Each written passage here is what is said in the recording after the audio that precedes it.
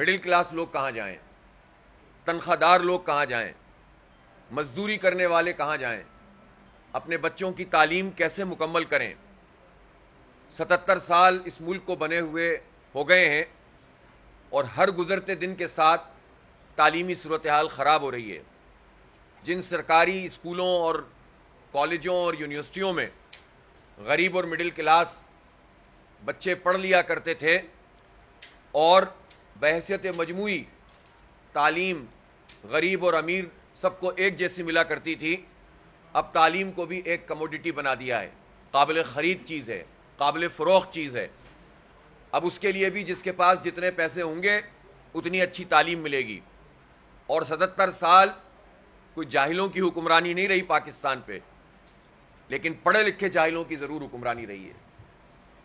جن لوگوں جو بیوروکریسی، جو ڈکٹیٹرز اور جو نام نہاد سیاستدان خود اپنے لیے اور اپنے بچوں کے لیے بڑے بڑے تعلیمی ادارے اور ملک سے باہر اس کا انتخاب کرتے ہیں، وہ قوم کے بچوں کو جاہل بنا رہے ہیں۔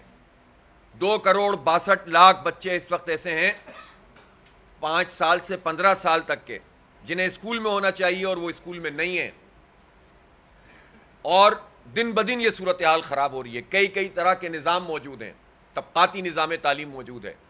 بہت شور سنا تھا ہم نے کہ یکساں نظام تعلیم رائج کیا جائے گا، لیکن یکساں نظام تعلیم کہاں ہے؟ ہر ایک کے لیے الگ الگ اسٹیٹس ہے۔ اس لیے ہم یہ سمجھتے ہیں کہ جس ملک میں تعلیم مشکل سے مشکل تر کر دی گئی ہو، جس میں صحت کی سہولتیں لوگوں کو میسر نہ ہوں، جس میں لوگوں کو امن بھی خرید کر حاصل کرنا پڑتا ہے، گارڈ رکھنے پڑتے ہیں، جو سرکاری ادارے ہیں، پولیس ہے، اس کا یہ نظام لوگوں کو تحفظ فراہم نہیں کر رہا، جس ملک میں بنیادی ضروریات کی چیزیں ان کا حصول مشکل سے مشکل ہو، اس ملک میں حکمران طبقہ ٹیکسوں کا بوجھ بھی انہی عام لوگوں پر ڈال رہا ہے، خود قربانی دینے کے لیے تیار نہیں ہے۔ یہ بجٹ تو ابھی پیش ہوا ہے، اور بجٹ پیش ہونے کے بعد پیٹرول کی قیمت بڑھی، گیس کی قیمت بڑھی، اور مزید بتایا جا رہا ہے کہ IMF مزید تقاضے کر رہا ہے، ڈو مور کہہ رہا ہے۔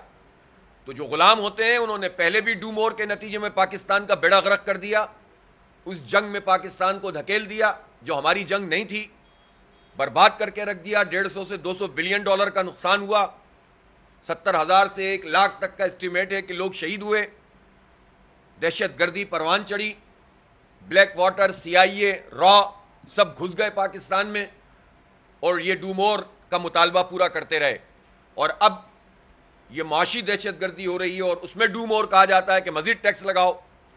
اب یہ جو تنخواہ دار طبقہ ہے جس نے گزشتہ سال 375 ارب روپے انکم ٹیکس کی صورت میں دیا، یہ تو وہ ٹیکس ہے جو وہ اس کی سیلری سے کٹ جاتا ہے، اور اس میں بھی جو ٹیکس کٹ رہا ہے اس کے بعد جو مزید ٹیکس بجلی کی قیمت کی صورت میں دے رہے ہوتے ہیں اس پہ ٹیکس لگا ہوا ہوتا ہے، صابن پہ لگا ہوتا ہے، مختلف قسم کی نچوڑ رہے ہیں۔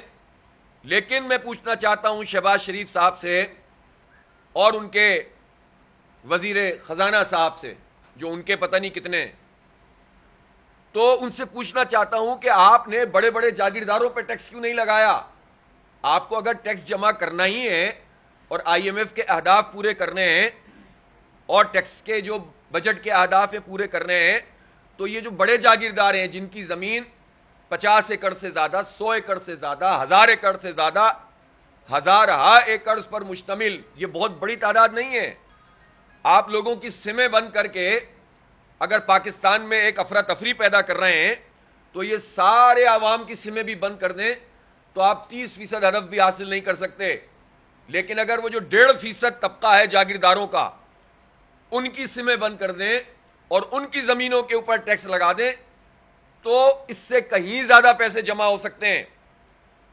پھر اس دور میں کہ جب آپ مزید ٹیکس لگا رہے ہیں اور آپ بجلی کے بل جس طرح سے یہ آ رہے ہیں، یہ بموں کی صورت میں لوگوں کے اوپر گر رہے ہیں، بہت پریشان ہو گئے پاکستان کے عوام کے کریں تو کریں کیا، کہاں جائیں۔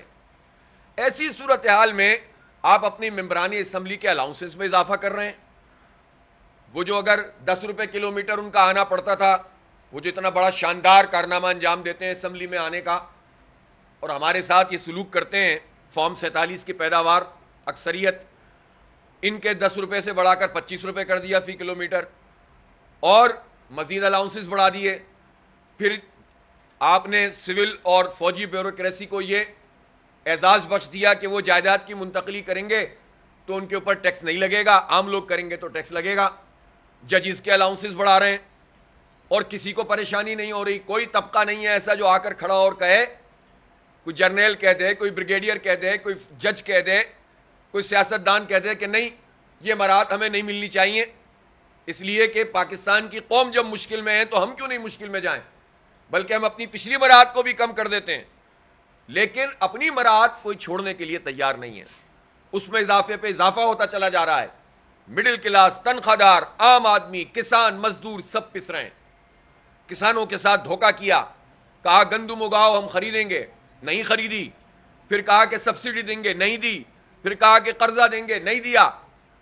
اور اس کے نتیجے میں یہ اعتماد، یعنی ایک شعبہ تھا زراعت کا جو ذرا بہتر چل رہا تھا، اس شعبے پہ بھی جب انہوں نے یہ سلوک کیا ہے تو اب کپاس کی فصل 20 سے 30% کم اس کی جو ہے وہ بوائی ہوئی ہے. آپ اندازہ لگائیے تو یہ کس کرائسس میں ہمیں اب زراعت کے لحاظ سے بھی ڈالنا چاہتا ہے یہ حکمران طبقہ. آپ کسی چیز کو اٹھا کر دیکھیں، بجلی کا بل ہے 200 روپے یونٹ تک، یعنی یہ وہ لوگ ہیں جنہوں نے کہا ہم 300 روپے یونٹ تک بجلی فری کر دیں گے. اور Peoples Party, Noon League, M Q M non issues کے اوپر سیاست کرو. جب یہ دیکھا ہے کہ ملک دشمن بجٹ پیش کر دیا، پاس ہو گیا، تو اب یہ نورا کشتی کبھی ایم کیو ایم پی پی کے درمیان ہوگی، کبھی پی پی نون کے درمیان ہوگی. نورا کشتی کریں گے اور پھر اتفاق رائے پیدا کر کے بجٹ بھی پاس کریں گے، سارے قانون پاس کر دیں گے جو عوام دشمن ہوں گے، اور پھر دوبارہ لڑنے لگ جائیں گے. تو یہ تماشا پہلے چل جاتا تھا. آج کے اس دور میں آپ پاکستان کے عوام کو بے وقوف نہیں بنا سکتے.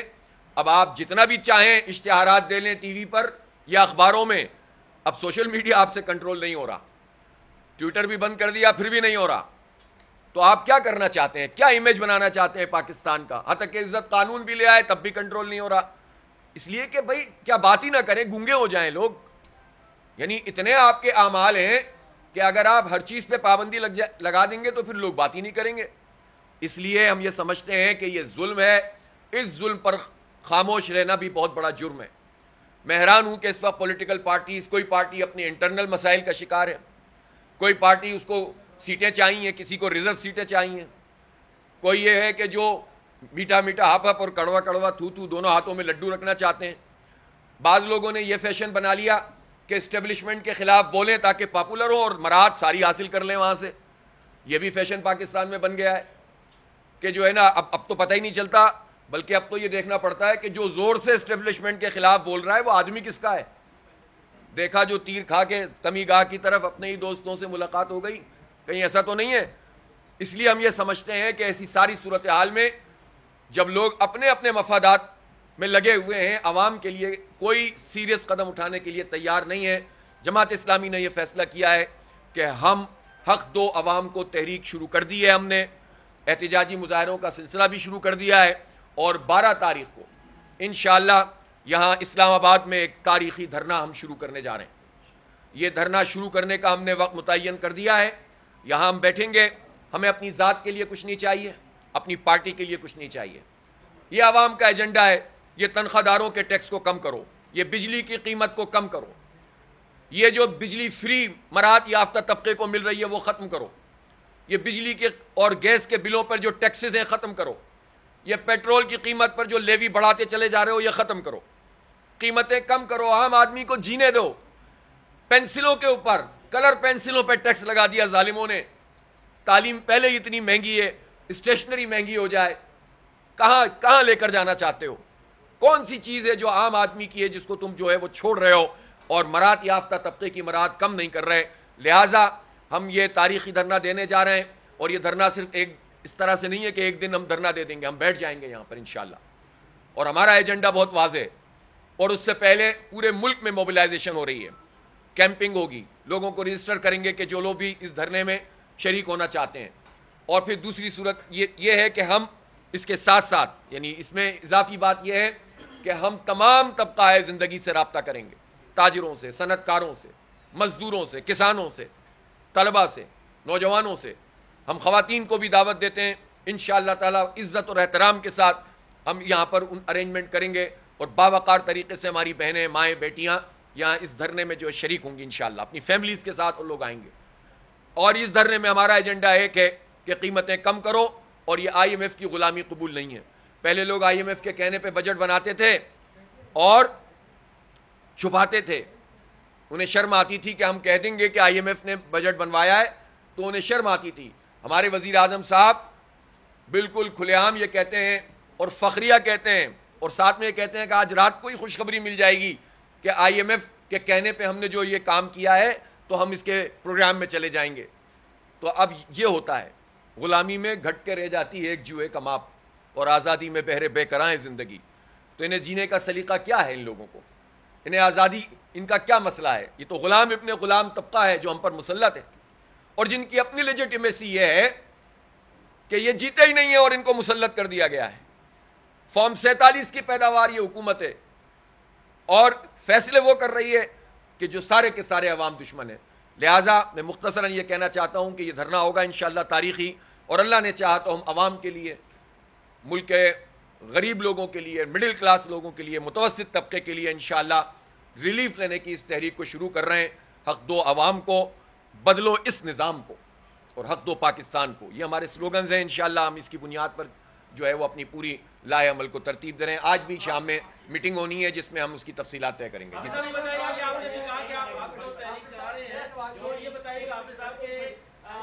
ابھی اپوزیشن جو ہے وہ اس نے ایک الائنس بنایا ہے تحفظ آئین پاکستان، کیا آپ ان کے ساتھ بھی رابطے میں ہیں؟ ان کے ساتھ مل کے بھی کوئی تحریک چلائی جا سکتی ہے، یا صرف آپ کا الگ سے دھرنا ہوگا؟ ان کو آپ پیشکش کریں گے اپنے دھرنے میں شرکت کی، یا صرف آپ کا اپنا ہوگا؟ مولانا صاحب کے ساتھ بھی کیا کوئی تعلقات بڑھائیں گے؟ آپ کے سابقہ اتحادی رہے ہیں، آپ کے ساتھ حکومت میں۔ اچھا دیکھیں، تحفظ آئین پاکستان کے نام سے جو الائنس بنا ہوا ہے ان سے ہمارا رابطہ بھی ہے، ملاقاتیں بھی ہیں، اور مشترک چیزوں کے اوپر ہمارا موقف بھی ایک ہے۔ لیکن ظاہر ہے اس الائنس میں ہی کہ اب تو پارٹیوں کے اندر بھی پرابلمز پیدا ہو گئی نا، ایک آدمی ایک بات کر رہا ہوتا ہے، دوسرا آدمی دوسری بات کر رہا ہوتا ہے، تو یہ قوم اس سے کنفیوز ہوتی ہے۔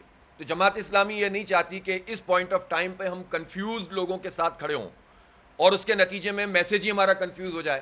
ہمارا اتحاد عوام کے ساتھ ہے۔ آپ دیکھیں الحمدللہ ہم کنفیوز نہیں ہیں، ہم بالکل اسٹریٹ اوے ہمارا موقف ہے، اور ہم یہ ریلیف لینے کے لیے یہ کام کر رہے ہیں، اور اللہ نے چاہتے اس میں کامیابی ہوگی۔ جو اس میں شریک ہونا چاہتا ہے سب کو دعوت ہے، کسی کو رکاوٹ نہیں ہے۔ تشریف رکھیں جی، تشریف رکھیے جی۔ بھائی دیکھیں، جو قانونی طریقہ ہے یہ ہمارا جمہوری حق ہے، آئینی حق ہے، سیاسی حق ہے کہ ہم یہ دھرنا دیں۔ اس سے اگر روکیں گے تو غیر جمہوری کام کریں گے، غیر آئینی کام کریں گے، غیر سیاسی کام کریں گے۔ ہمارے مقامی ساتھی آپ موجود ہیں، میاں اسلم صاحب ہیں، نصر اللہ رنداوا صاحب ہمارے شہر کے امیر ہیں، ہمارے اس صوبے کے امیر ہیں ڈاکٹر طارق سلیم صاحب، یہ سارے لوگ انتظامیہ سے رابطہ کریں گے۔ ہم چاہتے ہیں کہ افہام و تفہیم کے ساتھ یہ معاملہ ہو جائے، لیکن اگر انتظامیہ نے روکنے کی کوشش کی تو ذمہ داری اس پر ہوگی، ہم پر نہیں ہوگی۔ ہم تو اپنا آئینی حق استعمال کرنے کے لیے یہاں پر آ رہے ہیں، کسی تالے آزمائی کی ضرورت نہیں ہے، کسی فاشزم کی ضرورت نہیں ہے کہ جس کا حکومت مظاہرہ کرے وہ اس کو بھگتنا پڑے گا۔ میں آپ کو سیدھی بات بتا رہا ہوں، یہ عوام بپھرے ہوئے ہیں، ہم چاہتے ہیں کہ یہ بپھرے ہوئے عوام انارکی کی طرف نہ جائیں۔ یہ اسلام آباد میں بہت اچھی جگہ پہ کریں گے، شام کو طے کریں گے۔ کل میٹنگ ہے ہماری، کل انشاءاللہ۔ جی جی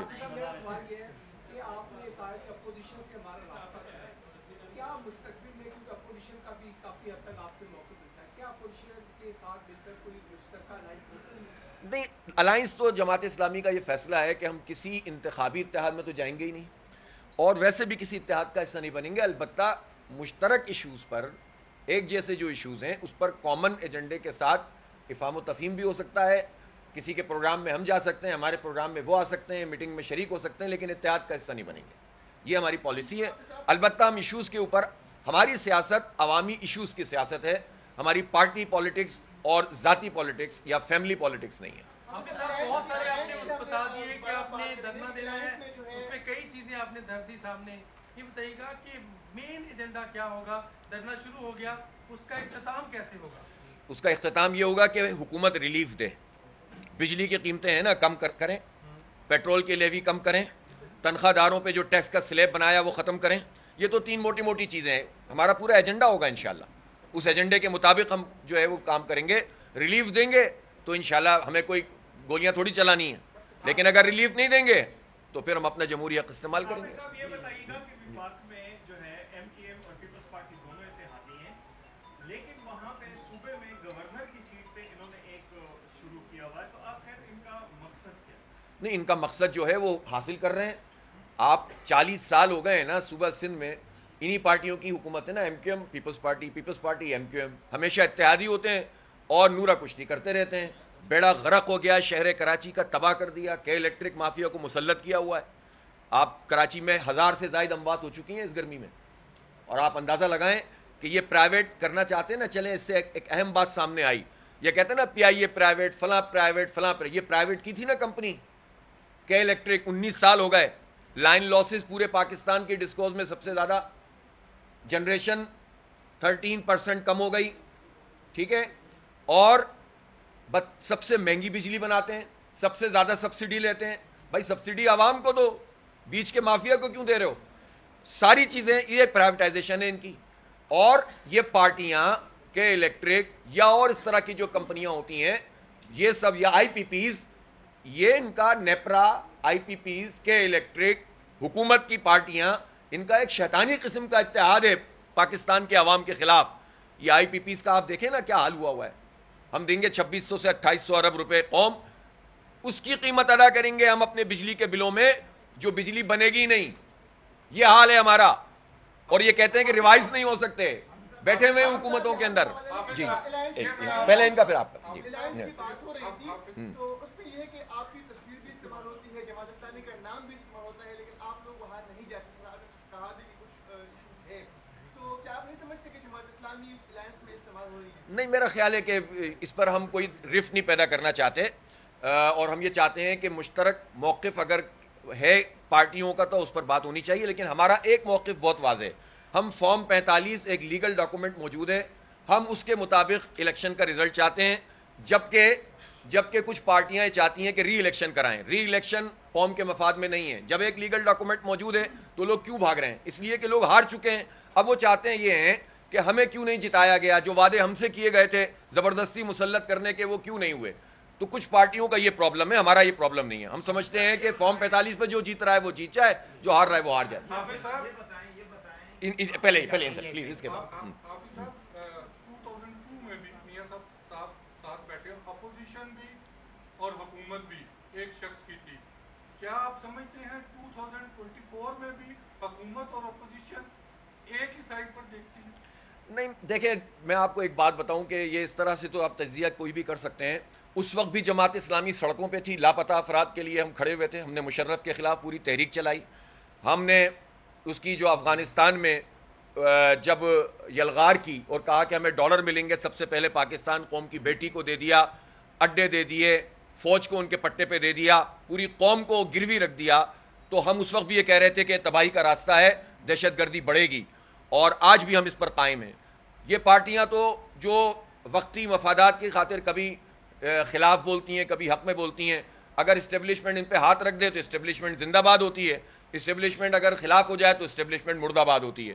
اور میں نے تو کہا نا کہ اب تو یہ پتہ ہی نہیں چلتا, فیشن بنا لیا ہے, جو جتنا زور سے اسٹیبلشمنٹ کے خلاف بولے تو ذرا سننا چاہیے, دیکھنا چاہیے کہ وہ آدمی کس کا ہے. یہ بھی ایک پرابلم پیدا ہو گئی ہے. بات یہ ہے کہ ایشوز پر بات کیجیے, کلیئر موقف رکھیے, اور حق کی بنیاد کے اوپر کھڑے ہوئی ہے.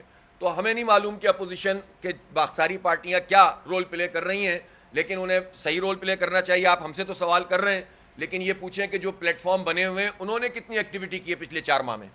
یہ بھی تو سوال ہے نا ان کے لیے, انہوں نے کیا کیا ہے آئین کے تحفظ کے لیے. اس کے باوجود میں کوئی تقسیم نہیں چاہتا, اس کا فائدہ حکومت کو ہوتا ہے. ہم یہ چاہتے ہیں کہ کامن ایشوز پر ایک موقف ہو. فی الحال تو ہمارے پیسے کم کرو بجلی کے, سیدھی بات ہے.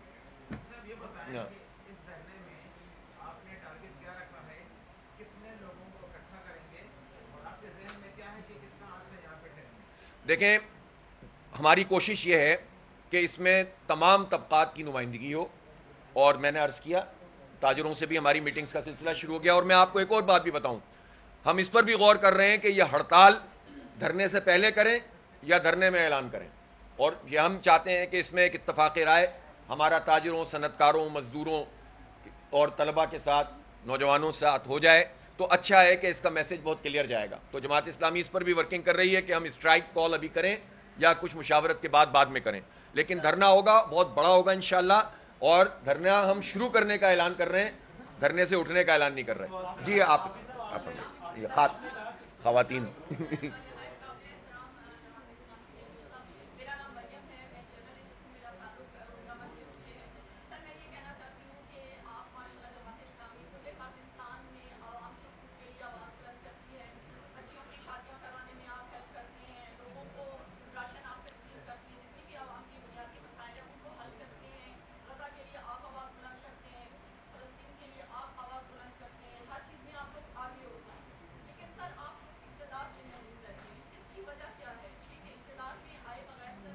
बेटी ने वोट दिया। इसीलिए तो मैं कह रहा हूं, अब मैं इसीलिए तो कह रहा हूं, हक दो आवाम को और बदलो इस निज़ाम को। इस निज़ाम में जो लोग फैज़याब होते हैं उसमें जमात इस्लामी जैसी पार्टियों का रास्ता रुकता है। अब ये सिलसिला नहीं चलेगा, अब चीज़ें बदल रही हैं, होगा अब यही रास्ता है। हम इशूज़ की, हमें इंतखाब अभी तो नहीं हो रहा ना कोई इंतखाब, हमें इंतखाब की इस वक्त जल्दी भी नहीं। हम तो कह रहे हैं फॉर्म 45 पे फैसला कर दें हम। जी पाकिस्तान में जो अगरचा बेनज़ीर भुट्टो और नवाज शरीफ की क़यादत में लॉन्ग मार्च हुए, जीटी रोड पे लॉन्ग मार्च निकाले गए, लेकिन एक धरनों का सिलसिला जमात इस्लामी की तरफ से रुका और एक धरनों का दूसरा सिलसिला शुरू हुआ, जिसके लिए जो है एम्पायर की उंगली का इंतजार किया जाता रहा।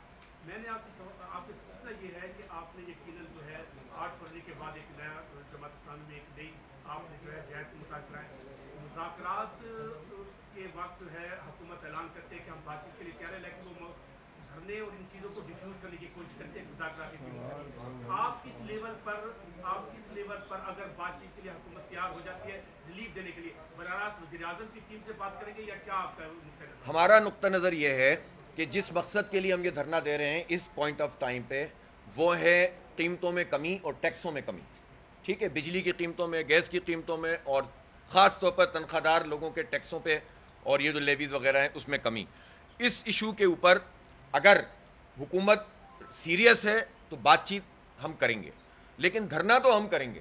पहले ही ऐलान कर दे तो बहुत ही अच्छी बात है, पहले ही वो कमी का ऐलान कर दें तो बहुत ही अच्छी बात है। अगर हमारे बैठने के बाद ऐलान करेंगे तो भी ठीक है, मुज़ाकरात से हम इनकार नहीं करते, लेकिन मुज़ाकरात सिर्फ धरना ख़त्म करने के लिए नहीं होने चाहिए, रिलीफ देने के लिए होने चाहिए। हम कोई लड़ने थोड़ी आ रहे हैं, रिलीफ लेने के लिए आ रहे हैं। जी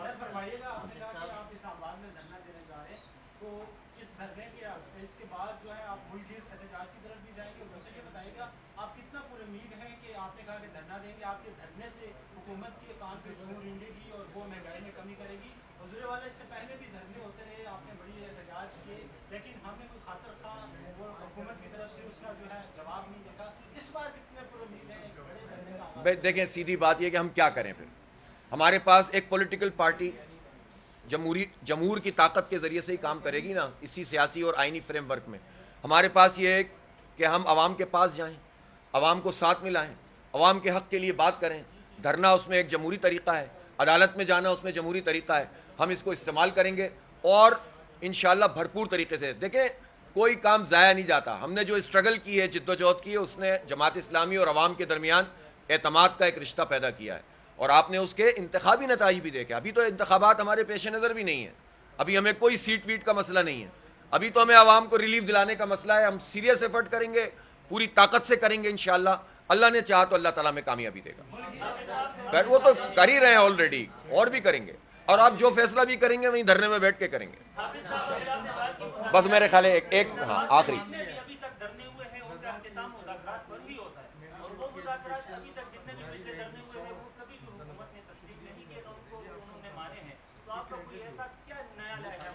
नहीं, तो सीधी सीधी बात है, ऐलान करें, फैसला कर दें, उठ जाएंगे। हमें तो कोई ऐसा मसला नहीं, कहते हैं भाई ये कम हो गया, जो जो चीज़ हमारा मुतालबा है मान लें, खत्म हो जाएगा। बहुत शुक्रिया ना, इसके अगली दफ़ा इंशाल्लाह।